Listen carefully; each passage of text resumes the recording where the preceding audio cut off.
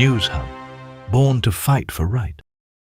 नमस्कार, news hub में आप सभी का स्वागत है। मैं निज़त आज़मी। चलिए नजर डालते हैं आज की खबरों पे। महाराष्ट्र गवर्नमेंट ने 36 डिस्ट्रिक्ट के गार्डन मिनिस्टर की लिस्ट अनाउंस की है, जिसमें धनंजय मुंडे लिस्ट से बाहर है। महाराष्ट्र सरकार ने शनिवार को स्टेट के 36 डिस्ट्रिक्ट के गार्डन मिनिस्टर के नाम अनाउंस किए। चीफ मिनिस्टर देवेंद्र फडणवीस को नक्सल प्रभावित गढ़चिरौली डिस्ट्रिक्ट का चार्ज दिया गया है। Deputy CM Eknath Shinde Mumbai city और थाने के जिम्मेदार होंगे, जबकि डिप्टी सीएम अजित पवार बीड और पुणे के चार्ज संभालेंगे। सबसे ज्यादा चर्चा में धनंजय मुंडे का नाम लिस्ट के बाहर रहना रहा। बीड सरपंच मर्डर केस में मुंडे के ऐड के इन्वॉल्व होने के कारण उन्हें ये पोस्ट नहीं दी गई।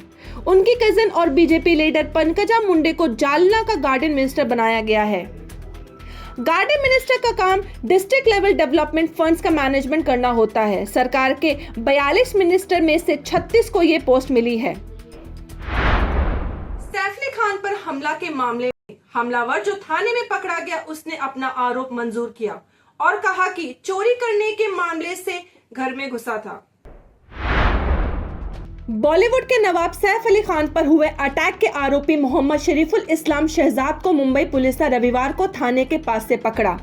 आरोपी ने कन्फेस किया है कि सैफ के घर घुसकर उन पर अटैक उसने ही किया था। मुंबई पुलिस की 30 से ज्यादा टीम्स दिन रात एक कर रही थी इस कल्प्रेट को ढूंढने के लिए।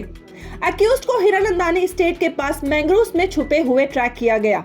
सीसीटीवी फुटेज और एक पराठा स्टॉल की यूपीआई ट्रांजैक्शन ने कल्प्रेट को पता लगाया। अटैक के बाद एक्यूज ने वर्ली के एक होटल में डिनर किया, जहां वो पहले काम करता था। फिर दादर से सीधा थाने शिफ्ट हो गया। थाने के एक होटल में काम करते हुए अपनी अच्छी इमेज मेंटेन की, जिससे वो डाउट से बचा रहा। एक्यूज ने कन्फर्स किया कि वो चोरी के इरादे से सैफ के घर घुसा था। जब सैफ ने कन्फ्रंट किया तो उसने उन पर चाकू से हमला किया। सवाल ये उठ रहा है कि आरोपी बिना किसी की नजर में आए बिल्डिंग से कैसे भाग गया? क्या उसके साथ कोई और भी इन्वॉल्व था?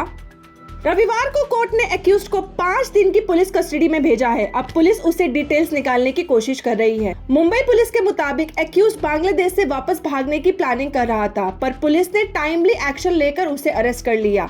आपका रिएक्शन क्या लगता है? प्लीज कमेंट सेक्शन में जरूर बताएं। महाराष्ट्र के बीड में फिर से हुआ एक हादसा। पुलिस भर्ती की तैयारी कर रहे 3 युवाओं को बस ने कुचला, मौके पर ही हुई मौत।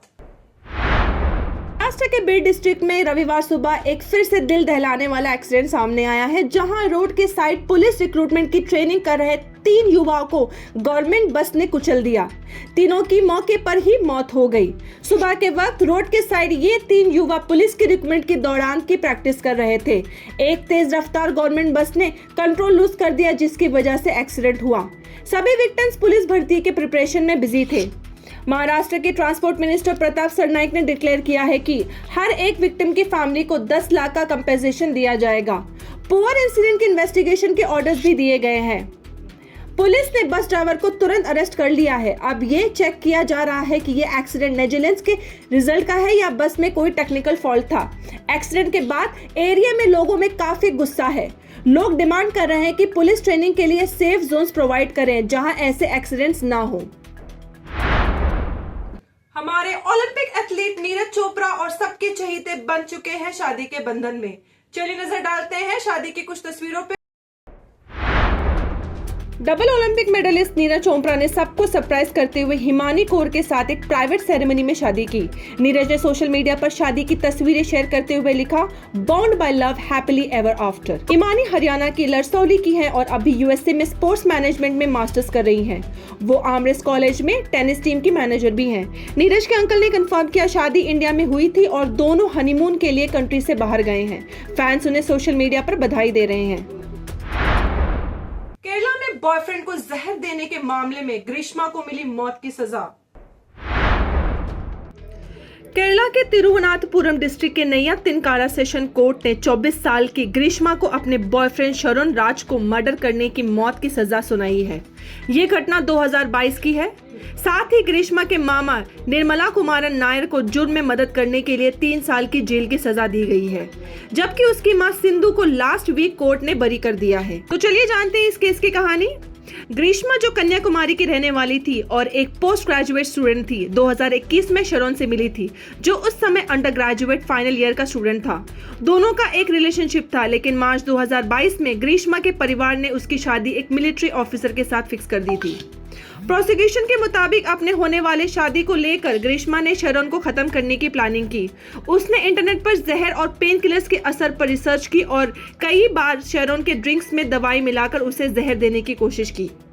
अक्टूबर 14, 2022 को ग्रीष्मा ने शरण को अपने घर पर बुलाया और उसे एक आयुर्वेदिक ड्रिंक दिया, जिसमें उसने हर्बिसाइड मिलाकर रखा था। ये ड्रिंक वैसे भी कड़वा होता है, इसलिए शरण को कुछ अलग महसूस नहीं हुआ, लेकिन ड्रिंक करने के बाद उसकी तबीयत खराब होने लगी और 25 अक्टूबर को मल्टीपल ऑर्गन फेलियर के कारण शरण की मौत हो चुकी और अक्टूबर 25 को मल्टीपल ऑर्गन फेलियर के कारण शरण की मौत हो गई।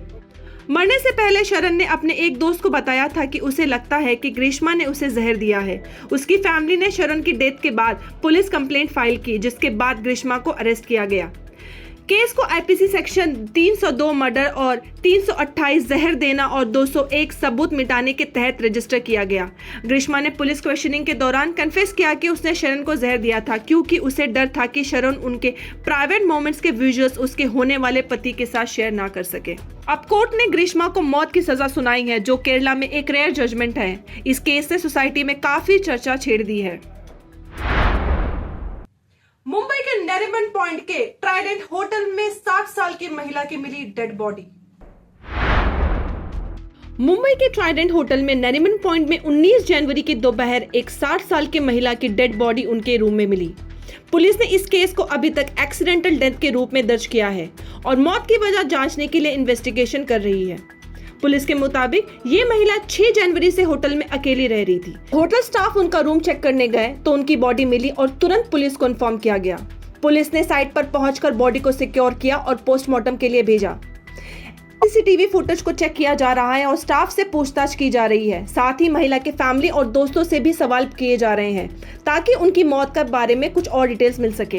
अब तक पुलिस को किसी फाउल प्ले का शक नहीं हुआ है, लेकिन हर एंगल से केस की जांच की जा रही है। इन्वेस्टिगेशन अभी भी चल रही है। बॉम्बे हाई कोर्ट का बड़ा फैसला, बदलापुर सेक्सुअल हैरेसमेंट केस पे 5 पुलिस कर्मचारियों पर मौत का इल्जाम। बॉम्बे हाई कोर्ट ने बदलापुर सेक्सुअल हैरेसमेंट केस के आरोपी की हिरासत में मौत के बाद महाराष्ट्र सरकार को 5 पुलिस वालों के खिलाफ एफआईआर दर्ज करने का ऑर्डर दिया है।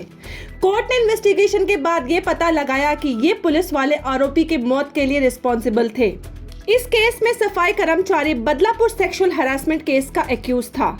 ऑर्डर दिया गया है कि एफआईआर दर्ज करके पुलिस वालों के खिलाफ एक्शन शुरू किया जाए। वालों के नाम में Sanjay Shinde senior police inspector, Nilesh More assistant police inspector, Abhijeet More head constable, Harish Tawde head constable और एक पुलिस ड्राइवर। हिरासत में मौत के मामले में जवाबदेह तय करना, ये कदम ह्यूमन राइट्स और पुलिस रिफॉर्म्स के लिए एक बड़ा संदेश है। आज के लिए बस इतना ही, फिर मिलेंगे नए समाचार के साथ। देखते रहे न्यूज अब। मैं नुज़रत आज़मी, धन्यवाद। Please like, share, subscribe and do comments your feedback. धन्यवाद। News Hub, born to fight for right.